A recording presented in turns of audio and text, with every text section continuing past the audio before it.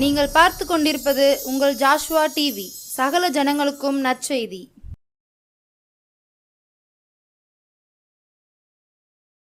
காணாமல் போன ஆடா இருந்தேனே ஏசையா, கண்ணோக்கி பார்த்தீரே, கவலைகளை மாற்றினீரே, மறக்கவில்லையே, மார்போடு அணைத்து கொண்டீரே, தேடி வந்தீரே, தீமைகளை அகற்றி விட்டீரே.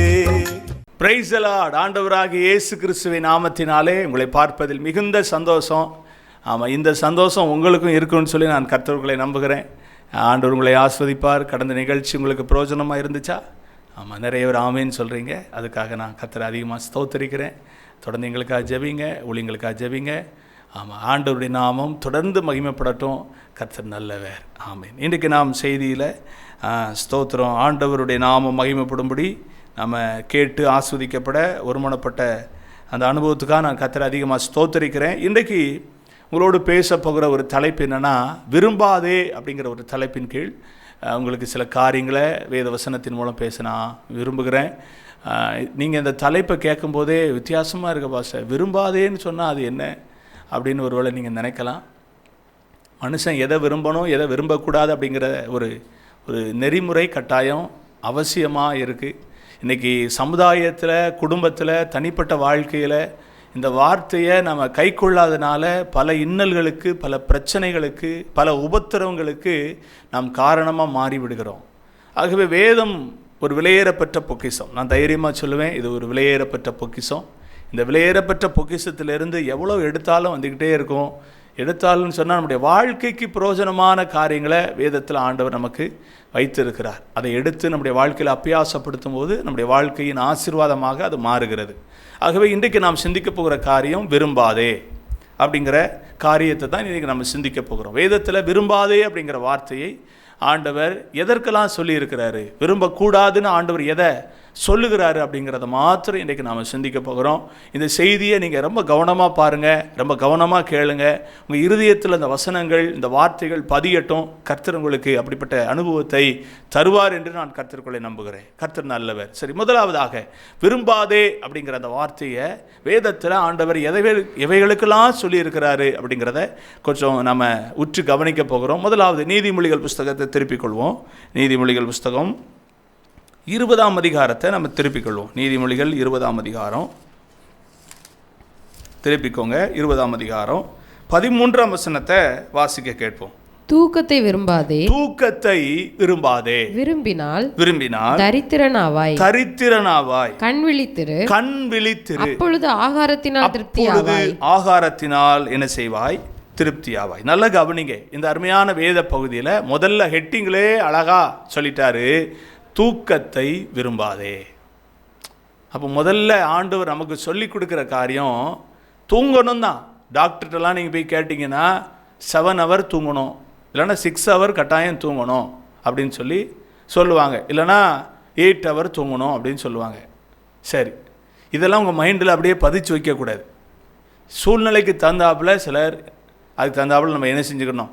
ஏன்னா நமக்கு குடும்பம் இருக்குது, பிள்ளைகள் இருக்காங்க, நமக்கு பல காரியங்கள் இருக்கிறதுனால தூக்கத்தையே விரும்பிக்கிட்டே இருந்தோம்னா மற்ற எல்லாம் ஃபெயிலி ஆயிரும். இந்த வசனத்தில் அழகாக சொல்கிறாரு, தூக்கத்தை விரும்பாதே அப்படின்னு சொல்லிட்டு ஆண்டவர் விடலை. நீ விரும்பினால் எப்படி ஆயிடுவ? எவ்வளோ அருமையான வசனம் பாருங்க.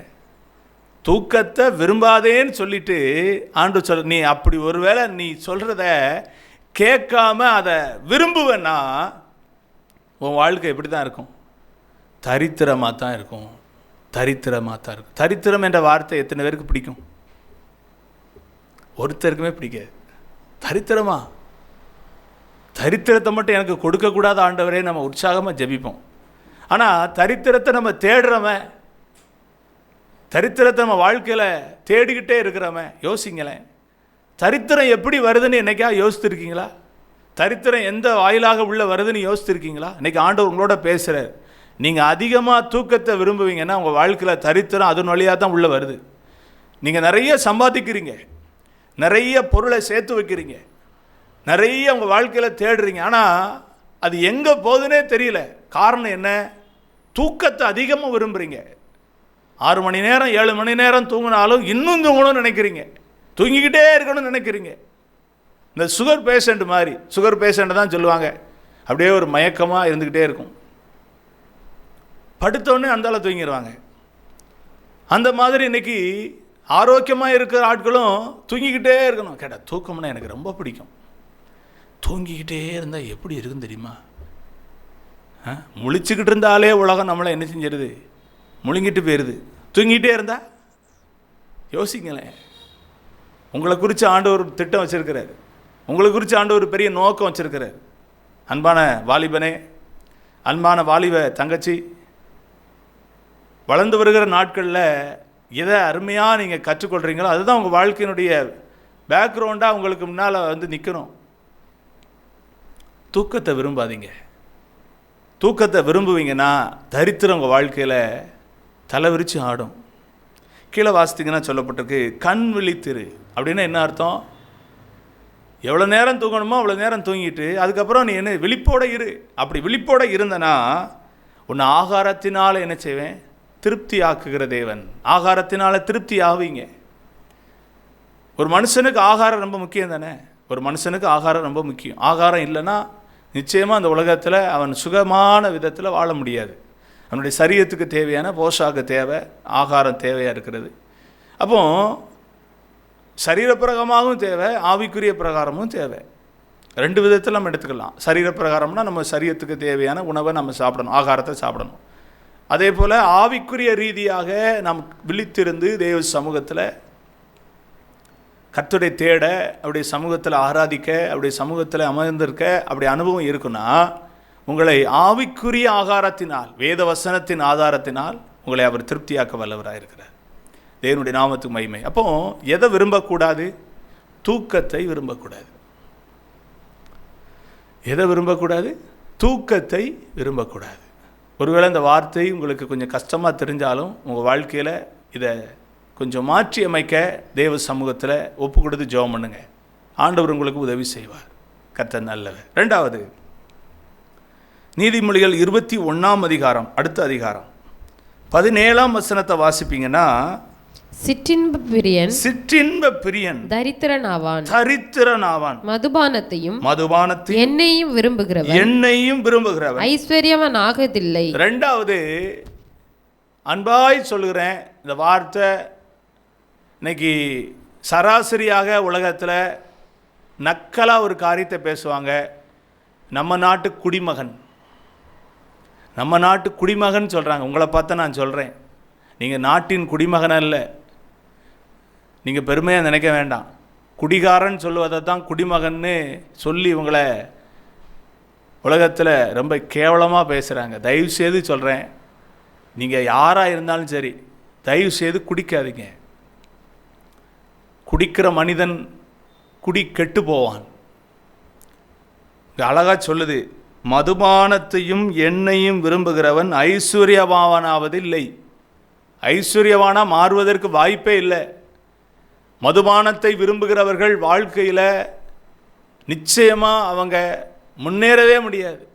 ஏன்னா அந்த மதுபானம் அந்த மனிதனை அடிமையாக்கி அவனுடைய வாழ்க்கையில் இருக்கிற அவ்வளவு ஐஸ்வர்யத்தையும் அவ்வளவு சம்பத்தையும் ஒன்றுமில்லாமல் என்ன செஞ்சிடனா அழிச்சிரும். ஒரு வேதனையான செய்தி என்னென்னா, ஒரு குறிப்பிட்ட காலத்தில் நான் சின்ன பிள்ளையாக இருக்கும்போது குடும்பத்தில் பெரியவங்க தான் குடித்தாங்க. அதுவும் ஒரு 50 வயசுக்கு மேலே உள்ளவங்கள தான் குடித்தவங்கள நான் வந்து பார்த்துருக்குறேன். அப்படி தான் நான் கேள்விப்பட்டிருக்கிறேன். ஆனால் இந்த காலகட்டத்தில் சின்ன பையங்க, சின்ன வயசில், வாலிப வயசில் குடித்து தன்னுடைய வாழ்க்கையை கெடுத்து கொள்கிறத நினைக்கும் போது ரொம்ப வேதனையாக இருக்குது. அன்றைக்கு ஒரு சகோதரனிடத்தில் நான் பேசுகிறேன், ஏன் இப்படி குடிச்சு உங்கள் உடம்பை கெடுத்துக்கிட்டுறீங்க அப்படின்னு சொன்னோடனே, சரிண்ணே நான் குடிக்க மாட்டேன் அப்படின்னு சொல்லிவிட்டு மறுபடியும் அவரை ஒரு முறை சந்திக்கக்கூடிய சூழலில் நான் அவரை பேசுகிறதுக்கு முன்னால் அவர் என்கிட்ட சொல்லிட்டார், உங்கள் ஸ்பீச் எனக்கு பிடிக்கலை, என்கிட்ட நீங்கள் பேசாதீங்க, நான் உங்கள்கிட்ட பேச விரும்பலை. காரணம் என்ன அப்படின்னா, அந்த மதுபானம் அந்த அளவுக்கு அந்த மனுஷனுடைய புத்தியை என்ன செய்யுதுன்னா வேறு மாதிரி மாற்றுது. பழக்க வழக்கமாக இருந்தாலும் எனக்கு முக்கிய முதல்ல மதுபானம் தான். அதை தவிர எனக்கு வேற ஒன்றுமே வேணாங்கிற நிலைமைக்கு அவருடைய குணாதிசயங்கள் மாற்றப்படுகிறது. இந்த வார்த்தையை கேட்குற உங்களை பார்த்து நான் சொல்கிறேன், கொஞ்சம் யோசித்து பாருங்கள், உங்களுடைய குணாதிசயம் எவ்வளோ மாறிடுச்சு பாருங்கள். அந்த மதுபானம் என்ற அந்த ஒரு காரியத்தின் மேலே நீங்கள் அதிக விருப்பமாக இருந்ததுனால உங்கள் இயற்கையான சுபாவம், இயற்கையான நடைமுறைகள், இயற்கையான வாழ்க்கை முறைகள் எல்லாம் மாறிப்போச்சு. உங்களுடைய மதிப்பு, மரியாதை எல்லாமே மாறிப்போச்சு. தயவு செய்து சொல்கிறேன், மதுபான பிரியராய், மதுபானத்தை விரும்புகிறவர்களாக நீங்கள் இருப்பீங்கன்னா உங்கள் வாழ்க்கையில் அதை விட்டுட்டு வெளியே வாங்க. எனக்கு வேண்டாங்கிற ஒரு சரியான தீர்மானத்தை எடுத்துட்டு இயேசு கிறிஸ்துவிடத்தில் உங்கள் வாழ்க்கையை ஒப்பு கொடுங்க. ஆண்டவரே, சிலர் நீங்கள் சொல்கிறீங்க, நீங்கள் சொல்கிறதெல்லாம் நல்லா தான் இருக்குது பாஸ்டர், ஆனால் வாழ்க்கையில் அதை விட்டு வெளியே வர முடியலையே, அது என்னை அடிமையாக்கிருச்சே அப்படின்னு ஒருவேளை நீங்கள் சொல்லுவீங்கன்னா, தேவ சமூகத்தில் நான் உங்களை பார்த்து சொல்கிறேன், நீங்கள் இயேசு கிறிஸ்துவுடைய சமூகத்தில் வந்து ஒரு சரியான ஒரு நல்ல சபையில் போய் சத்தியத்தை கேட்டு ஆண்டவருக்கு உங்கள் வாழ்க்கையை முழுவதும் ஒப்பு கொடுப்பீங்கன்னா நிச்சயமாக ஆண்டவர் உங்களை விடுவிப்பார். அநேக சாட்சிகளை உங்களுக்கு சொல்ல முடியும். குடியினால் அடிமையாக்கப்பட்ட எத்தனையோ நபர்கள் ஆண்டவர் இன்னைக்கு விடுதலையாக்கி இன்னைக்கு ஆண்டவருக்காக வாழக்கூடியவங்களை கர்த்தர் மாற்றி இருக்கிறார். உங்களையும் கர்த்தர் மாற்ற வல்லவராக இருக்கிறார். மதுபானத்தை, குடியை விரும்பாதீங்க. குடி ஒரு மனிதனுடைய வாழ்க்கையை கெடுத்துரும், அவனுடைய வாழ்க்கையில் இருக்கிற ஐஸ்வர்யத்தை அழிச்சிரும். அவன் ஐஸ்வர்யவானா மாறுவதற்கு வாய்ப்பே இல்லை. யாராவது உங்களை தவறான காரியத்தை சொல்லி உங்களை அதுக்குள்ளே கொண்டு போயிருந்தா, ஒருவேளை கொண்டு போய் கொண்டு இருக்கிற சூழ்நிலையில் நீங்கள் இருப்பீங்கன்னா தயவு செய்து வெளியே வாங்க. இந்த வார்த்தை கேட்குற அன்பான குடும்பத்தில் இருக்கிற நபர்கள், உங்களுடைய குடும்பத்தில் குடியினால் பாதிக்கப்பட்டிருக்கிற நபர்களுக்காக ஆண்டவருடைய சமூகத்தில் ஜெபிங்க. ஆண்டவர் நிச்சயமாக உங்களை விடுவிப்பாராக. ஆமாம், அநேக பிள்ளைகள் குடிச்சிக்கிட்டு இருக்கீங்க. தாய்மார் ஒன்றும் சொல்ல முடியல, தகப்பன்மார் ஒன்றும் சொல்ல முடியல, நீங்கள் சொன்னாலும் கேட்கக்கூடிய சூழலில் இல்லை. ஆனால் தேவ சமூகத்தில் இந்த செய்தியை கேட்குற நீங்கள் ஜெபிங்க. ஆண்டவரே, என் பிள்ளை விடுவீங்கப்பா, அவன் இதில் விருப்பமாக இருக்கிறான், அதில் நீங்கள் வெளியே கொண்டு வாங்கன்னு சொல்லி நீங்கள் கண்ணீர் ஒடிப்பீங்கன்னா கர்த்தர் நிச்சயமாக விடுவிக்க வல்லவராக இருக்கிறார். மூன்றாவதாக ஸ்தோத்திரம், நீதிமொழிகள் 24:1 வாசிப்பீங்கன்னா அங்கே சொல்லப்பட்டிருக்கிறது, பொல்லாத மனுஷர் மேல் பொறாமை கொள்ளாதே, அவர்களோட இருக்கவும் விரும்பாதே. பொல்லாத மனுஷனோடு இருக்கிறதுக்கு விரும்பக்கூடாது. பொல்லாத மனுஷனோடு இருக்க நம்ம விரும்பக்கூடாது. இன்னைக்கு பார்த்தீங்கன்னா, இன்னைக்கு இருக்கிற சமுதாயம், இன்னைக்கு இருக்கிற இளைய தலைமுறைகள் இன்னைக்கு எப்படி ஆயிட்டாங்க அப்படின்னா, அவன் தவறானவன், அந்த சகோதரி, அந்த ஃப்ரெண்டு தவறானவள் என்று தெரிந்தும் அவர்களோடு இருக்க விரும்பக்கூடிய ஒரு டெண்டிங் இன்னைக்கு வந்துருச்சு. அது எப்படி அப்படின்னா, அதுதான் பெருசா பேசப்படுது. தப்பா இருக்கிறாங்க, தப்பா பேசுறாங்க, தப்பான ஆக்டிவிட்டிஸ் இருக்கு அப்படின்னு தெரிஞ்சுமே இன்னைக்கு அவர்களோட ஐக்கியம் கொள்ள, அவர்களோட ஒன்றிணைந்து இருக்க, அவர்களோடு பழக, அவர்களோடு இருக்க விரும்புகிற உங்க வாழ்க்கை ரொம்ப டேஞ்சர். ஜாக்கிரதையா இருக்கணும். கல்லூரியில் படிக்கிற அன்பான சகோதரனே, சகோதரியே, ஸ்கூலில் படிக்கிற அருமையான பிள்ளை, உன்னுடைய ஃப்ரெண்ட்ஷிப் ரொம்ப முக்கியமானது. உன்னுடைய சேர்க்கை ரொம்ப முக்கியமானது. தவறான மனிதனோட நீ ஐக்கியம் கொள்வாயானால் நீனும் தவறாக சித்தரிக்கப்படுவாய். உன்னுடைய வாழ்க்கையில் இருக்கிற நல்ல பழக்க வழக்கங்கள் ஒரு செகண்டில் எல்லாமே மாற்றி அமைக்கப்படும். நீனும் தவறான குற்றவாளியாக கூண்டில் நிற்க வேண்டிய சூழ்நிலை வரும். வேண்டாம். பொல்லாத மனிதர்களோட இருக்க விரும்பாத, பொல்லாத மனிதர்களோட ஐக்கியம் கொள்ளாத. அநேக குடும்பத்தில் இருக்கிறவங்க தவறானவங்க தெரிந்து அவர்களோட ஐக்கியம் வைக்கிறீங்க, வேண்டாம். இன்னைக்கு ஆண்டவர்களை பார்த்து சொல்றாரு, எச்சரிக்கிறாரு. பொல்லாத மனிதர்கள் என்று தெரிந்தும் உன்னுடைய சகவாசம் அவர்களோட வைப்பாயானால் உன்னுடைய வாழ்க்கை பரிதாபத்துக்குரியதாக மாறி போயிடும். வேண்டாம். பொல்லாத மனிதர்களோட உன்னுடைய ஐக்கியம் வேண்டாம். தவறான சுபாவத்தோடு, தவறான பழக்க வழக்கத்தோடு, அவலட்சணமான காரியங்கள், அசிங்கமான அருவருப்பான பாவத்தை செய்கிற மனிதனுக்குள்ள உன்னுடைய வாழ்க்கை ஏன் சிக்கிக்கொள்ள வேண்டும்? வேண்டாம். குடும்பத்தில் இருக்க எத்தனையோ பெண்கள், குடும்பத்தில் இருக்க எத்தனையோ ஆண்கள் தவறான ஐக்கியத்தில், தவறான முறையில் இருக்கிறவங்களோட நீங்க விரும்பி போய் அவங்களோட அட்டாச் ஆக விரும்புறீங்க. வேண்டாம். கர்த்தர் எச்சரிக்கிறார், வேண்டாம். அந்த வாழ்க்கை முறை உங்களுக்கு ஒத்து போகாது. கர்த்தர் உங்களுக்கு ஒரு புதிய வாழ்க்கையை, ஒரு மகிமையான ஒரு நல்ல வாழ்க்கையை வச்சிருக்கிறாரு. அதுல பயணிக்கும்படி, சத்தியத்தை கேட்டு வாழ்வதற்கு, சத்தியத்தின்படி கீழ்ப்படிந்து பயப்படுகிறவர்களோட கூட ஐக்கியம் இருக்கட்டும். பொல்லாதவர்களோட வேண்டாம். ஸ்தோத்திரம், கர்த்தர் நல்லவர். மூன்றாவதாக, பொல்லாத மனுஷரோட இருக்க கூடாது. நான்காவதாக ஒண்ணே சொல்லி நான் முடிச்சிடுறேன். கர்த்தர் நல்லவர். கலாத்தியர் புஸ்தகம் 5ஆம் அதிகாரம் 26ஆம் வசனத்தில் வாசித்தீங்கன்னா அங்கே அழகா பவுல் எழுதுறாரு. கலாத்தியர் 5ஆம் அதிகாரம் 26ஆம் வசனத்தில் அங்கே சொல்லப்பட்டிருக்கிறது, வீண் புகழ்ச்சியை வீண் விரும்பாமலும். புகழ்ச்சி என்ன செய்யாத, விரும்பாத. வீண் புகழ்ச்சியை விரும்பக்கூடாது. உங்களை யாராவது புகழ்ந்து பேசுறாங்களா, வேண்டாம் அப்படின்னு ஒதுங்கிருங்க. உங்களை இன்னைக்கு புகழ்ந்து பேசுறவங்க நாளைக்கு இகழ்ந்து பேசுவதற்கு ரொம்ப நேரம் ஆகாது. அதனால வீண் புகழ்ச்சியை விரும்பாதீங்க. நீங்க செய்யாத, நீங்க சாதிக்காத, உங்க வாழ்க்கையில இல்லாத ஒரு காரியத்தை உங்களுக்கு உங்க வாழ்க்கையில உங்களை பார்த்து மிகைப்படுத்தி பேசுறாங்கன்னா அதான் வீண் புகழ்ச்சி. வேண்டாமே. அப்படி ஒரு பேர், அப்படிப்பட்ட ஒரு மதிப்பு, அப்படிப்பட்ட ஒரு பதவி, அப்பேற்பட்ட ஒரு பேர் உங்களுக்கு தேவையா? வேண்டாம். அதை விரும்ப வேண்டாம். அப்படிலாம் உங்களை பார்த்து பேசுகிறாங்கன்னா நீங்கள் அதில் ரொம்ப ஜாக்கிரதையாக இருக்கணும். அதில் நீங்கள் உடன்பட்டு விடக்கூடாது. அதில் நீங்கள் சந்தோஷப்பட்டு கழிகூறக்கூடாது. அதை உங்கள் வாழ்க்கையில் அவாய்ட் பண்ணுவதற்கு நீங்கள் பழகுவீங்கன்னா கர்த்தர் உங்களை தப்பு வைப்பார். 4 காரியம். முதலாவது, தூக்கத்தை விரும்பக்கூடாது. 2வது, மதுபானத்தை, குடியை விரும்பக்கூடாது. 3வது, பொல்லாத மனுஷனோட இருக்க விரும்பக்கூடாது. 4வது, வீணான புகழ்ச்சியை விரும்பாதீங்க. உங்களை யாரும் புகழணும்னு நினைக்காதீங்க. உங்களை யாரும் புகழ்ந்து பேசி உங்களை மேன்மையான ஸ்தானத்தில் கொண்டு வரணும்னு நினைக்காதீங்க. புகழ்ச்சி, மனுஷனுடைய புகழ்ச்சி என்றைக்குமே அது உங்களுக்கு கேடு தான். மனுஷனுடைய புகழ்ச்சி நிச்சயமாக உங்கள் வாழ்க்கைக்கு ஆபத்து தான். நான் வாழ்க்கையில் நிறையா பார்த்துட்டேன். புகழ்ந்து பேசினவங்கெல்லாம் காணாமல் போயிட்டாங்க.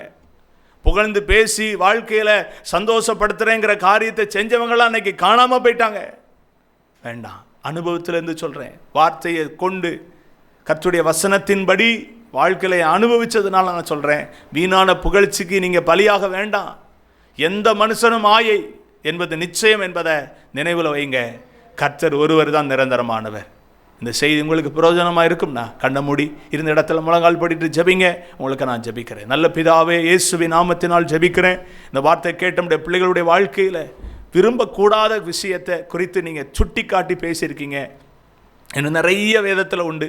இந்த 4 காரியத்தின் மேலே கவனம் செலுத்த நம்முடைய பிள்ளைகளோடு பேசியிருக்கீங்க. கர்த்தாவே, நம்முடைய பிள்ளைகள் இவைகளை விரும்பாமல் ஆண்டவரே இவைகளை விட்டு விலகுவதற்கு கர்த்தர் உதவி செய்யுங்க. ஒருவேளை இப்படிப்பட்ட காரியத்தில் விரும்பி சிக்குண்டு அடிமையாக்கப்பட்டிருந்தா கர்த்தராக இயேசுவின் நாமத்தினால உடைய பிள்ளைகளை விடுவிக்கும்படி உத்தரவாதத்தோடு ஜெபிக்கிறேன்.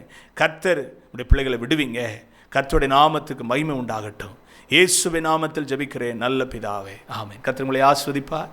தொடர்ந்து இந்த நிகழ்ச்சியை பாருங்கள், அநேகருக்கு அறிமுகம் செய்யுங்க, எங்களுக்காக ஜெபிங்க, ஜாசுவா டிவிக்காக ஜெபிங்க. உங்களுக்கு இயேசு கிறிஸ்துவை குறித்து இன்னும் அதிகமாக அறிந்து கொள்ள விரும்புவீங்கன்னா அருகாமையில் கருவந்தாவில் தான் நாங்கள் மக்கநாயின் சபை, நாங்கள் கர்த்தரை ஆராதிக்கிறோம். இயேசுவை குறித்து அறிய விரும்புகிறவர்கள், இயேசு குறித்து அறியாமல் தெரியவே தெரியாதுன்னு சொல்கிறவங்க எங்களோடு வந்து கர்த்தரை ஆராதிக்க உங்களை அன்போடு கூட அழைக்கிறோம். எங்களை தொடர்பு கொள்ளுங்கள். உங்களுக்கு அதுக்குண்டான வழிகாட்டுதலை நாங்கள் காட்ட விரும்புகிறோம். அடுத்த நிகழ்ச்சியில் உங்களை பார்க்கும் வரை கர்த்தருடைய கிருபை, இரக்கம், சமாதானம் உங்களோடு கூட இருப்பதாக.